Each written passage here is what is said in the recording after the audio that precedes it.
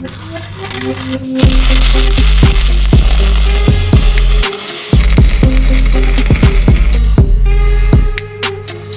up, guys? Today's my first day of work.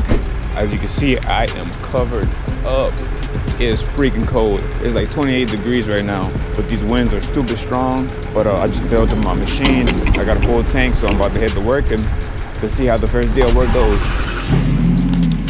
I'm at the new job site right now. I'm gonna show you what we got going on. These buildings behind me, 1, 2, 3, is filled with cows. All those cows produce a lot of waste. We building the system right here. All this waste is gonna come through here somehow. An engineering type of shit that I can't explain to you, but basically what they'll be doing is they're gonna be making that waste into methane, and that's how they're gonna power up all their gases, boilers, everything around this little facility. So we're gonna be here for like 2 months, and they got 4 more we gotta build, so we good till next year. But this is the system they got going on.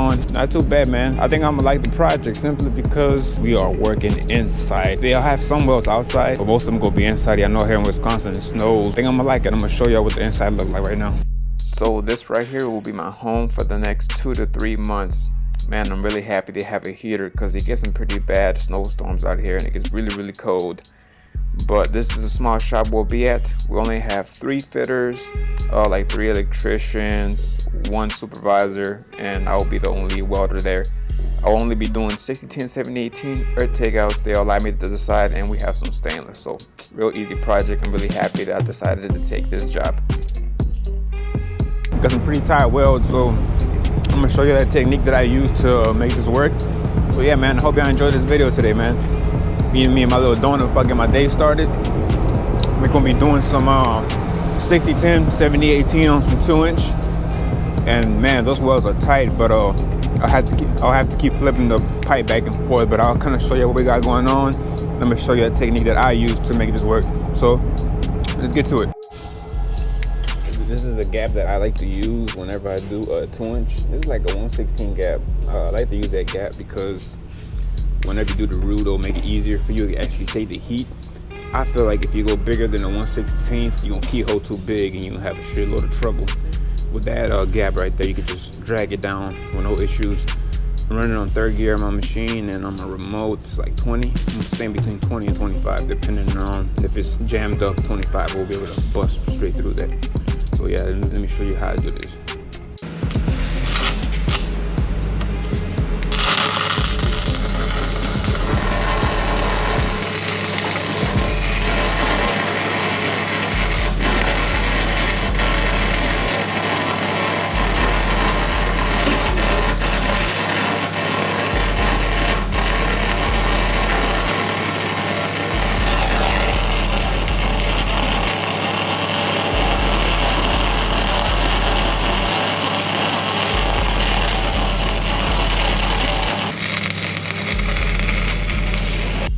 That first 2-inch that I did was pretty easy.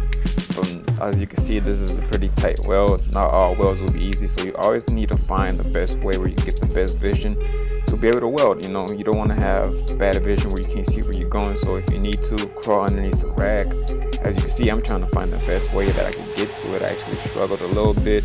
My stinger kept on getting on the way, but it's all about getting comfortable. Make sure you're sturdy. Make sure you got a good grip and good vision of your gap.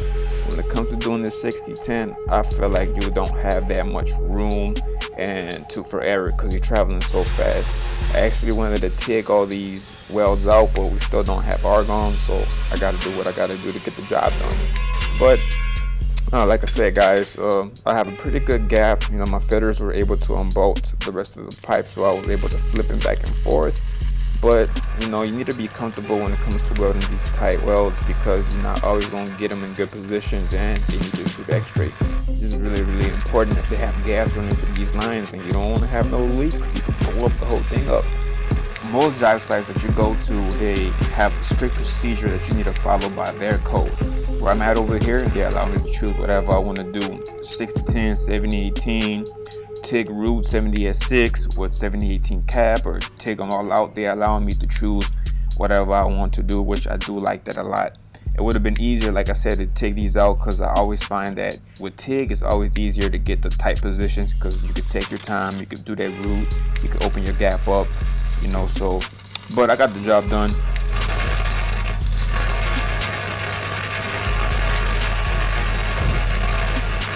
It is after lunch, man, and it is starting to snow on me. It don't feel too bad. Plus, we're working inside the building right here, so right now what they're doing is about to put the heaters on, so we're gonna be fine, man. We're gonna be warm all January. It drops down a lot. Sometimes it even gets to the negatives, but we'll be nice and cozy in there. I didn't bring no rollout wheel, so I'm gonna have to make me a quick, fast, and easy rollout wheel. I'm about to see what I can make out of any scrap material that we have here. And this is my ghetto homemade rollout wheel that I made with nothing but scrap material.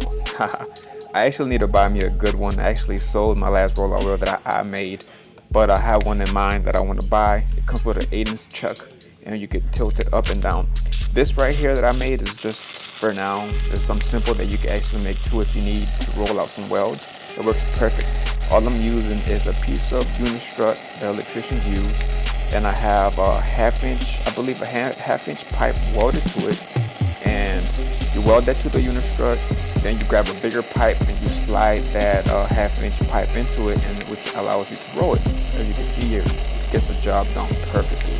You can easily just keep spinning it and welding at the same time, and by doing this, guys, you'll knock out tons of welds.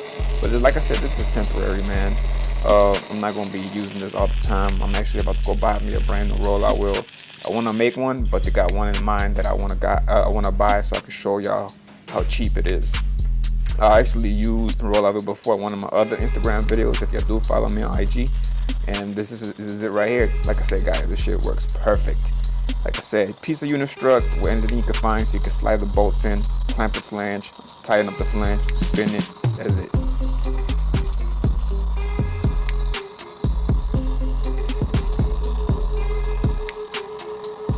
Okay, first day of work is officially done. As y'all can see, man, it is snowing. I hope my SA200 don't have any troubles running in the cold. I never ran it in this type of weather before, so hopefully it's good. But yeah, man, I had a pretty good day. I knocked out tons of welds. I think like 7 welds for today, so not too bad, man. So we'll see what's up though, man. So don't forget to like, comment, subscribe. I'll have tons of more videos out for y'all showing you what we're doing. This is a green project, if you want to call it, not oil field related. They strictly do only green projects, so this might be the wave for the next 5 years. See y'all later. Peace.